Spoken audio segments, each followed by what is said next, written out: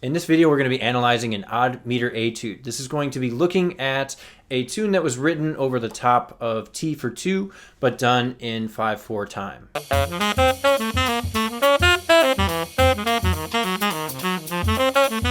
The etude that we're going to be focusing on is part of 6 separate studies that focus on playing different concepts through an odd meter. The concept that we're going to be looking at is groupings of 5 notes over the top of a 5/4 bar line.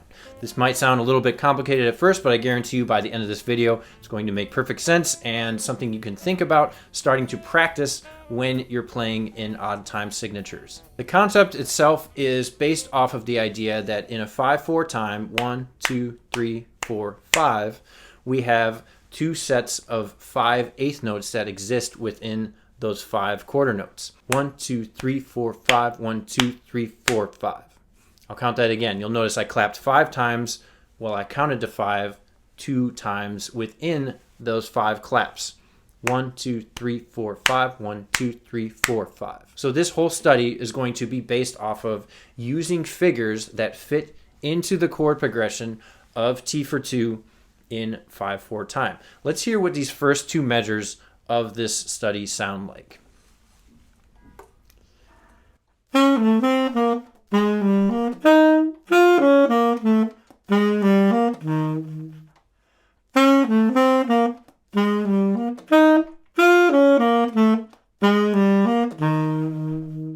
So within a 5/4 time signature, the way I would think of this is 1 and 2 and 4 and 5, 1 and 2 and 4 and 5. And if we harmonically analyze the notes that are being played here, we look at this first C minor 7th chord on tenor. We're going flat 3 down to the major 7th, up to the 2 to the 1.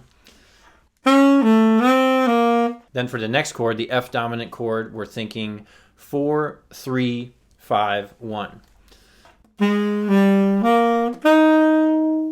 Looking at the next measure, we're going 5, flat 3, 1, major 7. And then we're going 4, 3, 5, down to 1. Looking at the next few measures, we're going to continue using this repeated figure, but we're going to put it into the other parts of the harmony as it changes. So like I said before, we're focusing on these groupings of 5 within the larger 5/4 time signature. So let's have a listen to these next 2 bars.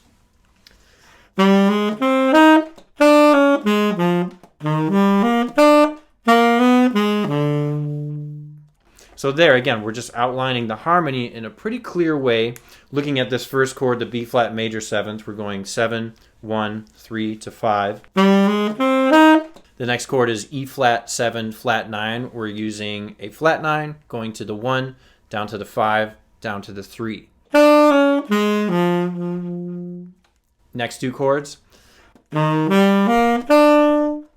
3, 5, 7, 9. 7, 1, 6, flat 3 of that C sharp fully diminished. Let's have a listen to the next 4 bars, and keep in mind this etude is over the second half of the form of T for 2.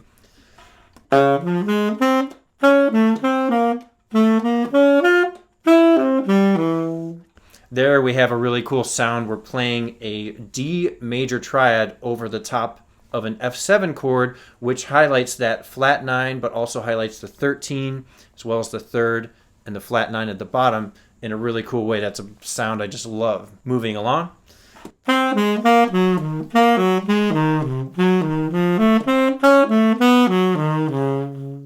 So here we're playing 5-note groupings that don't have a rest in them at all. It's just groupings of 5, thinking in 2s and 3s. 1, 2, 1, 2, 3. 1, 2, 1, 2, 3. 1, 2, 1, 2, 3. 1, 2, 1, 2, 3.